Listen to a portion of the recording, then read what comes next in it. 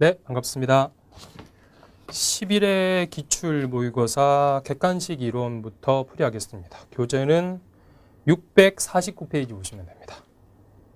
649페이지 10일에 마찬가지로 재무회계가 10개고 부가가치세가 5개, 한 개당 당연히 배점 2점이죠. 총 30점 이론만 객관식. 자, 1번부터 바로 볼게요. 다음 중 재무상태표에 대한 설명으로 옳지 않은 것이라고 했죠. 여기 와서 잠깐만 보시면 재무상태표 항상 제가 이쪽에다가 그려놓고 하는 거니까.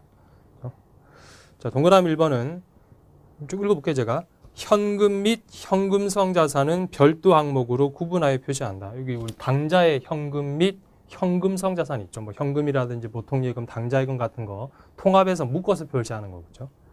그 다음 동그라미 2번 자본잉여금은 자본잉여금 이거죠, 그죠? 자본잉여금은 법정적립금과 임의적립금으로 구분하여 표시한다.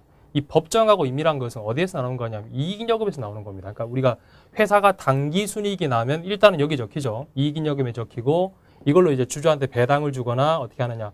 법에서 강제로 쌓으세요라고 하는 거 있죠. 그래서 법정적립금이라는 게 있어요. 이익준비금 같은 거, 그죠? 그래서 배당액의 최소한 10%는 강제로 쌓아주세요. 그리고 회사가 마음대로 쌓는 것이 임의적립금이라고 해서 무슨 사업 확장을 위해서 쌓아두겠다. 사업 확장 적립금 같은 거. 그리고 나서 나머지가 미처분 이익잉여금이죠, 그죠? 배당 주고 법정이나 임의적립금 쌓고 나서 그래도 남아있다. 그럼 미처분 이익잉여금. 어디에 쓸지 아직 안 정해진 거. 그래서 동그라미 2번은 이익잉여금에 관한 설명이죠. 자본잉여금은 우리가 주주랑 거래해서 이익 본 거. 예를 들어 주식을 액면가보다 높게 비싸게 발행했다. 그죠? 주식 발행 초과금, 감자 차익 이런 것들이죠. 이해하시겠죠? 예. 그 다음은 2번 바로 보겠습니다. 2번은 우리 영업이익 구하는 과정이죠. 여기 손익계산서상에서.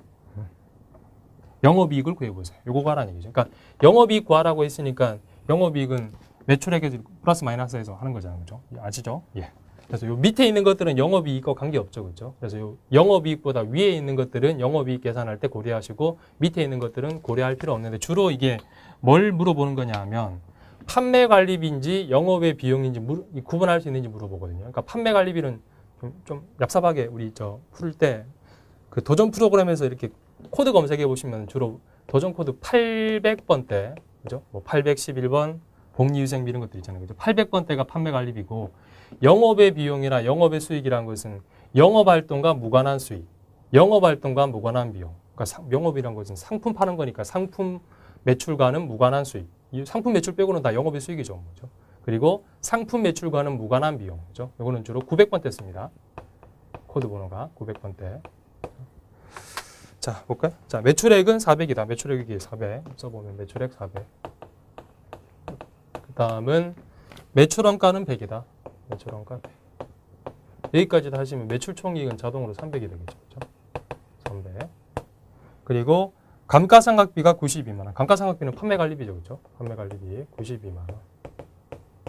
그리고 종업원급여도 판매관리비죠. 그렇죠? 종업원급여 58만 원 판매관리비에 플러스 해주시고 그리고 이자 수익은 영업의 수익. 영업이익과는 무관하죠. 그렇죠? 이게 밑에 있으니까. 그 다음은 배당금 수익도 영업의 수익이죠. 그렇죠? 빼고 무관하죠. 기부금은 뭐예요? 기부는 영업의 비용이죠. 그죠? 우리가 기부하는 게 영업은 아니잖아요. 그렇죠? 자선단체도 아니고. 재손실, 불났다 이런 것들. 이것도 영업의 비용이죠. 그렇죠? 그래서 나머지는 고려할 필요 없겠죠. 여기까지만 고려해서 계산해 보시면 300에서 판매관리비 두 개를 차례대로 빼보시면 얼마가 나오냐 하면 영업이익이 150만 원 나옵니다. 그렇죠? 기본적인 문제니까 동그라미 4번이 답이겠죠. 죄송합니다. 예. 그 다음은 3번 볼까요? 3번. 자, 3번은 단기매매증권을 갖다 팔았을 때 분개해보라고 하는 겁니다. 갖다 팔았을 때 처분이익으로 오른 것은 이라고 물어봤죠. 자, 항공은 2015년도 11월 15일 날 단기간 내 매매 차익을 얻기 위한 목적으로, 그러니까 단기 매매 증권이라는 뜻입니다. 한국의 주식 10주를 주당 2만 원에 취득했다. 그럼 총 20만 원 주고 샀다는 얘기죠. 단기 매매 증권을. 자, 샀는데 이걸 갖다 팔았대요. 갖다 팔았을 때 일단 분기를 보시면 이렇게 되겠죠. 분기가. 대변에 단기 매매 증권 줄여야 되겠죠. 단기 매매 증권. 상가격으로 10주 곱하기 2만 원 주고 샀다고 되어 있으니까 20만 원 줄여야 되겠죠. 20만 원 줄어드는데 그럼 들어온 돈이 얼마냐 하면 이걸 한 주당 2만 1,000원에 매각하면서 수수료 5,000원을 지급했대요. 그럼 여기 현금 받고 팔았다고 쳐볼게 그냥. 현금 받고 팔았다고 치면 손에 순수하게 지는 돈이 얼마냐 하면 여기 적히는 금액이 10주인데 주당 2만 1,000원 받고 팔았죠. 그럼 총 21만 원인데 21만 원에서 수수료 띄고 들어왔겠죠. 그렇죠? 수수료가 5,000원 따로 나와. 5,000원. 그러면 순수하게 내가 받은 돈은 21만 5천 원 되겠죠. 죄송합니다. 20만 5천 원 되겠죠. 21만 원에서 5천 원 뺐으니까 20만 5천 원이죠. 그럼 처분이익은 여기에 지급 수수료라고 해서 5천 원 이렇게 따로 잡으시면 안 됩니다. 5천 원은. 그렇죠? 그래서 우리 회사의 주요 영업 활동이 아니죠. 증권회사가 아닌 이상은 주식 파는 게 업이 아니잖아요. 그렇죠? 그래서 주요 영업 활동이 아닌 단기 매매 증권을 사고 팔았을 때 수수료는 따로 잡지 말고 그냥 그래서 얼마 벌었는데 5천 원 순수하게 벌었죠. 그렇죠? 그래서 5천 원을 단기 매매 증권 처분 이익으로 잡으래요. 수수료 따로 분기하지 말고. 차이 20만 원인데 사서 수수료 다 제하고 20만 5천 원에 팔았다 그러면 단기 매매 증권 처분 이익으로 5천 원만 잡혀야 되겠죠. 그렇죠? 그래서 답은 동그라미 1번이 되겠죠. 수수료 따라잡으시면 안 됩니다. 우리 회사 주 영업 활동이 아니기 때문에 얼마에 팔았는데 내가 이걸 팔아서 얼마를 벌었고 수수료 얼마 나갔다. 됐대요. 그냥 간단하게. 그래서 얼마 벌었는데 5천 원 벌었다. 이렇게 순수하게. 순매각 대금하고 상가격하고 순매각 대금만 비교하래요. 5천 원. 됐죠? 네, 동그라미 1번 답이고. 찍어도 되죠. 네. 해답에 분기 안 돼 있는데 분기가 뭐 이렇게 되는 거예요.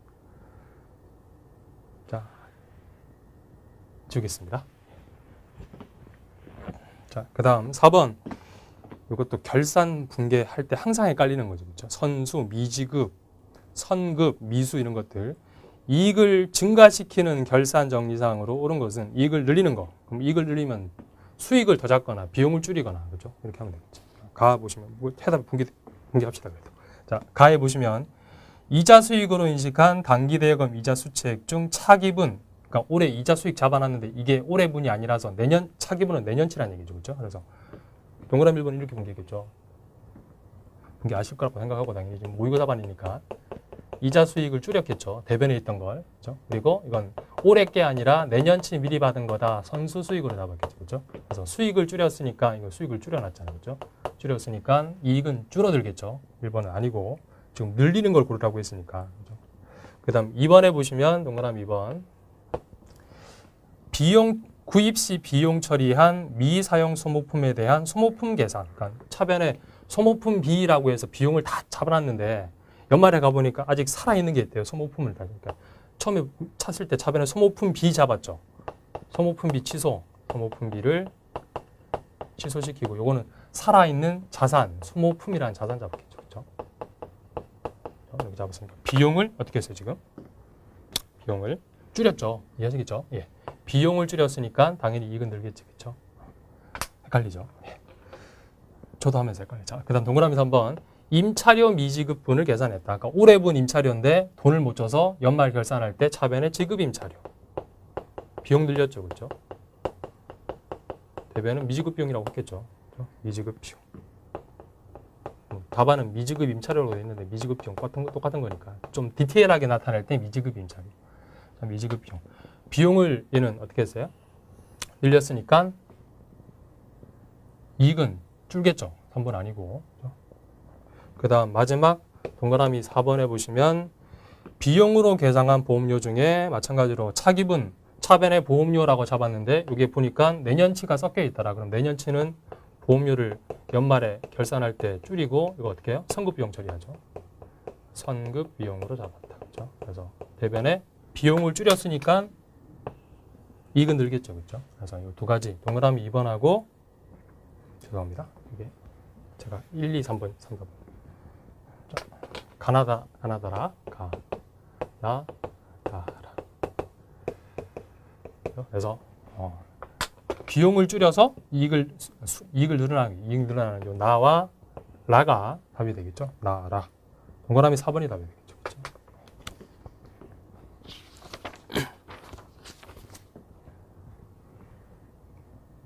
찍어도 되죠? 예.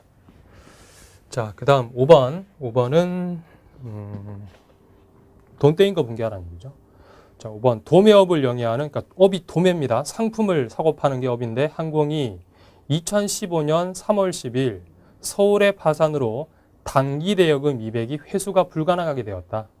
이 거래로 인하여 항공이 손익계산서에 계상해야 하는 계정 과목과 그 금액은 얼마인가? 돈 떼었다는 얘기죠. 근데 우리가 상품 판 돈을 떼인 게 아니라 말 그대로 돈 빌려줬대요. 그럼 이 회사는 도매업이 업이니까 러시안 캐시가 아니잖아. 그렇죠? 돈 빌려주는 게 업이 아니죠. 그렇죠?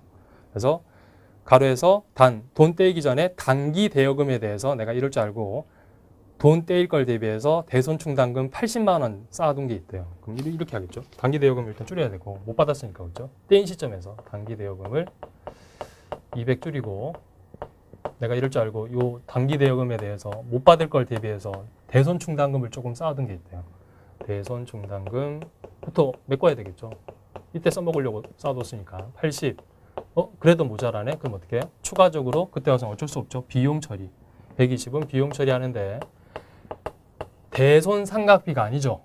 이거는 돈 빌려주는 것은 우리 회사 업이 아니기 때문에 대손상각비란 판매관리비가 아니라 800번대 코드가 아니라 기타의 대손상각비. 그렇죠?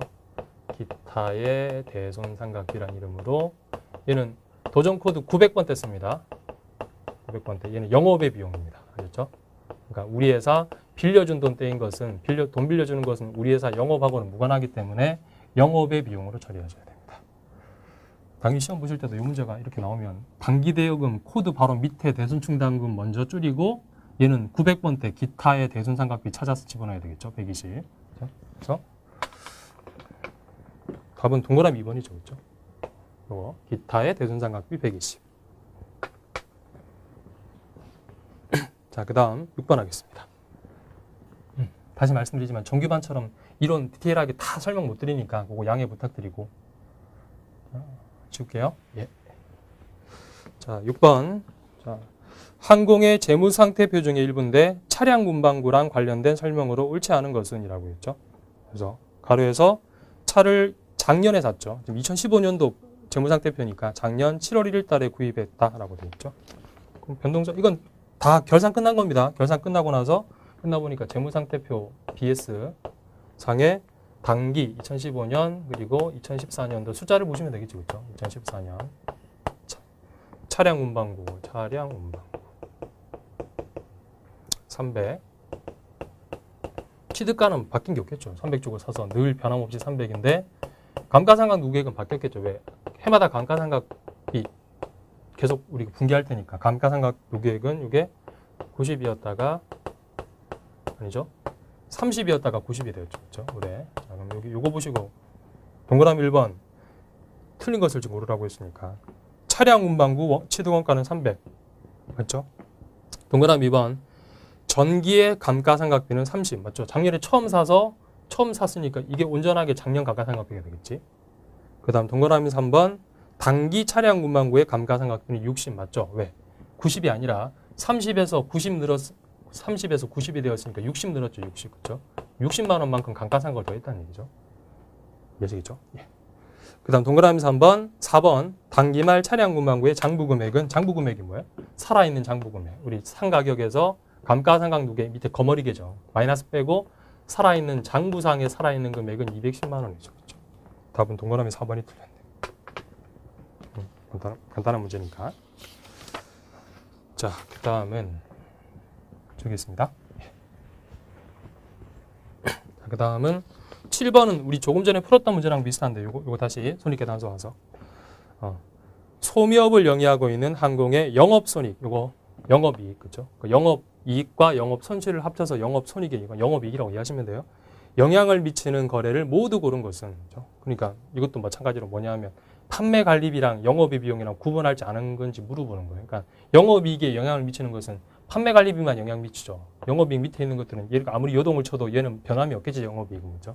그래서 가를 보시면 그러니까 판매관리비 고르라는 얘기입니다. 결국에 가 상품 홍보를 위해 광고비 썼다. 광고 선전비, 판매관리비. 나 사무실 인터넷 사용 통신비죠. 판매관리비. 다 차입금에 대한 이자 비용, 영업의 비용이죠. 그죠? 무관하게죠. 영업이익하고는. 그 다음 라에 보시면 교육비, 교육훈련비, 판매관리비. 가, 나, 라 이렇게 되겠죠. 다 빼고 다는 영업의 비용. 나랑 무관한 비용. 그렇죠? 동그라미 4번이 답이 되겠지. 자, 그 다음은 8번 보겠습니다. 8번. 항공은 다음과 같은 조건으로 돈을 빌렸다. 2015년 12월 31일 비유동부채 계상된 차입금은 얼마냐? 그러니까 2015년도 12월 31일 현재 1년 있다 갚을 돈, 1년 후에 갚을 돈, 그죠? 그게 비유동부채니까. 자, 근데 조건이 차입한다는 이렇게 된 거예요. 이렇게. 차입을 2015년도 1월 1일 날 돈 빌렸는데 보시면 총 2,400 빌렸죠. 차입 기간 3년. 조건이 매년 말 쪼개서 3년 동안 쪼개서 800만 원씩 상환하는 거예요. 그러니까 2,400 빌렸는데 이게 2015년도 12월 31일 날 이때 800 갚고 만 단위로 쓰겠습니다. 800 갚고 그리고 2016년도 12월 31일 또 800 갚고 2017년도 12월 31일 또 800 갚는데요. 그죠? 이렇게 했는데 그러면 요 시점에서 우리가 비유동 부채가 얼마예요? 얘는 갚았으니까 볼 필요 없겠죠. 그렇죠? 요 시점에서 비유동 부채 1년 후에 갚을 돈. 얘는 1년 안에 갚을 돈이죠. 그죠? 얘만 비유동 부채죠. 그죠? 이해하시겠죠? 예. 얘는 유동 부채고 얘는 갚았고 그죠? 이 시점에서 앞으로 미래 1년 후에 갚을 돈 얘밖에 없죠. 그래서 답은 동그라미 2번이 되겠죠. 그렇죠? 되셨죠? 자, 그 다음은 9번 볼까요? 9번. 자, 9번. 객관식 이론에서도 성급, 선수 뭐 이런 거 되게 잘 나오죠. 9번. 항공은 2015년도 3월 1일 1년분의 화재보험료 72,000원을 지급하고 선급 보험료로 회계 처리하였다. 일반적으로 우리가 보험료 나가면 차변에 보험료라고 하는데 얘는 특이하게도 나갈 때 선급 비용 잡아놨대요. 그러니까 이렇게 했다는 얘기죠. 3월 1일 날 선급 비용으로 선급 보험료가 선급 비용 똑같은 거니까 보험료로 잡지 않고 이걸 선급 비용 잡아놨대. 자산으로 72,000원. 현금 냈겠죠. 그리고 만약 항공이 2015년도 기말에 요거 뜯어고치는 분기 12월 31일 날 분기를 누락했다면, 그죠? 누락했다면 2015년도 재무상태표에 미치는 영향으로 오른 것이라고 했죠. 그럼 어떻게 제대로 했다면 어떻게 해야 돼요? 이렇게 했겠지, 그죠? 3월 1일 날 보험료 나갔으니까 3월 1일부터 내년 2월 28일까지가 되겠지. 너무 그림이 좀 그런데. 자, 여기 내년 2월 28일까지가 되겠죠. 그렇죠? 이렇게 1년치잖아. 그렇죠? 그러면 72,000원 중에 올해 보험료가 얼마입니까? 72,000원 곱하기 72,000원 곱하기 10달이죠. 12분의 10 하시면 6만 원이죠. 맞죠? 6만 원. 이해하시겠죠? 예. 72,000원 중에 올해분은 6만 원이고 12분의 10. 그죠? 올해분 6만 원이고 나머지 12,000원은 내년치죠. 12,000원. 그죠? 그러면 이때 가서 어떻게 분기하셔야 돼요? 전부 다 내년치로 잡아놨으니까 12월 30일 와서는 요거 분기하셔야 되겠죠. 올해분 보험료로 잡으셔야 되겠지. 선급비용 다 내년치라고 잡았는데 그게 아니라 6만 원은 올해분이야. 72,000원 곱하기 12분의 10달. 그죠? 그러면 선급비용 6만 원. 이건 좀 특이하게 일반적으로는 보험료 잡고 연말에 가서 선급비용을 분기하는 이런 반대로 지금 한 거예요. 자, 보험료 올해분 보험료 6만 원 이렇게 잡아야 되는데 이걸 빠뜨렸다면 이걸 안 했대요. 안 했다면 재무상태표의 영향, 재무제표에 미치는 영향으로 오른 것은 이걸 안 했으니까 비용 잡을 걸 안 잡았으니까 어떻게 돼요? 비용을 잡아야 되는데 안 잡았으니까 당기 순이익은 과대 계상되겠죠. 비용 집어넣어야 되는데 안 집어넣었으니까 아셨죠? 예. 비용 누락했으니까 당기 순이익은 과대. 그렇죠? 그리고 자산도 어떻게 되느냐? 자산도 과대죠. 일반적으로 우리가 자산과 이익은 플러스 관계입니다. 자산하고 이익은 플러스 관계예요. 그러니까 자산이 커지면 이익도 커지고 이익이 커지면 자산도 커져요. 그러니까 여기서 보시면 이건 이해하시겠죠? 비용 누락, 당기 순이익 과대. 얘는 자산이잖아, 그렇죠? 자산을 줄여야 되는데 안 줄였으니까 자산 과대 이렇게 되겠죠. 동그라미 1번. 그죠? 항상 보기에서 이 관계는 플러스 관계. 이익과대, 자산과대. 자산과대, 이익과대. 똑같은 관계입니다. 자산과대, 이익과대는 틀린 답안이에요, 무조건. 동그라미 1번이다. 이 분기를 연상하시면. 지워도 되겠죠? 예. 그 다음 10번은 내부 통제제도. 지난번에 내부 통제, 그러니까 내부 회계관리제도라 이해하시면 돼요. 그러니까 회사가 거래부터 장부를 기록해서 재무제표 만드는 이 과정, 그렇죠? 경리과에서 그 과정을 회사 스스로 정확한 재무제표가 나올 수 있게 관리하세요라고 하는 겁니다. 그래서 내부적으로 뭐 내부 회계관리인도 선임해서 잘 모니터하고 경리과에서 잘 일하는지 모니터하고 해서 그런 걸 통제하는 건 전체적인 이 내부 회계관리제도를 전체를 우리가 부를 때 내부 통제제도라 불러요. 옳지 않은 것을 고르라고 했죠, 그렇죠? 그래서 좀 말이 초상적인데 이거는 뭐 뉘앙스상 동그라미 1번인 거 아시겠죠? 그렇죠? 내부 통제제도를 아무리 잘 운영하더라도 모든 위험을 통제할 수 있다. 보통 우리 시험에서 모든 이놈만 나오면 틀린 답안이잖아요. 그렇죠? 그래서 아니 우리 저 대기업들도 보시면 아무리 내부 통제가 잘 되더라도 뭐 횡령, 비리는 사건 있잖아요. 그렇죠? 아셨죠? 예. 그렇게 생각하시면 됩니다. 예. 아무리 시스템을 잘 거쳐놔도 내부적으로 뭐 횡령 사건도 터지고 이렇게 하는 거니까 모든 위험을 다 막을 수 있다라고 틀린 거죠. 자, 그 다음은 11번부터는 부가가치세. 11번부터. 자, 11번. 부가가치세법상 과세 대상, 그러니까 10% 내야 되는 과세 대상과 과세 기간에 대한 설명으로 옳지 않은 것은이라고 했죠. 답은 동그라미 3번 돼 있는데 일단 읽어볼게요. 제가. 동그라미 1번 용역의 수입은 부가세 안 낸다. 과세 대상이 아니다. 이런 거예요. 용역의 수입이란 것은. 우리가 한국 한 게임 사이트 있잖아요. 그렇죠? 그래서 한국에 있는 게임 사이트에서 뭐 회원들한테 회비 받으시면 당연히 부가세 10% 내셔야 돼요. 회비 받을 때 10% 받아서 세무세 갖다 내셔야 돼. 근데 외국 게임 사이트 회비 받는 게 있잖아요. 그렇죠? 외국에 있는 서버를 두고 게임 사이트를 운영하고 있는데 회비를 받고 있다. 그건 10% 과세할 수가 없죠. 한국 세무서에서 미국에 서버를 두고 있는 외국인인데 걔 찾아가서 야, 부가세 내라 이렇게 할 수 없잖아요. 그렇죠? 그래서 현실적으로 동그라미 1번은 힘들다. 외국 게임 사이트 생각하시면 돼요. 과세 대상 아니다. 동그라미 2번 양도담보, 담보죠. 판 게 아니죠. 판 게 아니기 때문에 당연히 부가세 안 낼 필요 없겠죠. 그렇죠? 예를 들어 은행에서 대출 받는데 집을 담보로 맡겼어요. 부가세 내놔. 이러면 안 되잖아요. 그렇죠? 담보는 판 게 아니기 때문에 부가세, 과세 대상 아니다. 그 얘기고. 동그라미 3번 간이과세자는 간이사업자는 이렇게 생각합니다. 이렇게 부르죠. 부가세에서 사업자를 가를 때 사업자는 크게 보시면 과세 사업자가 있죠. 10% 내야 되는 사람. 면세 사업자가 있죠. 부가세 신고 안 해도 되는 사람이죠. 학원, 교육 같은 건 공부하라고 해서 부가세 없죠. 병원 같은데 아프면 병원 가야 되잖아요. 그렇죠? 치료비에 부가세 없어요. 이런 데가 학원, 병원 이런 데가 면세 사업자입니다. 과세 사업자는 다시 두 개로 쪼개져요.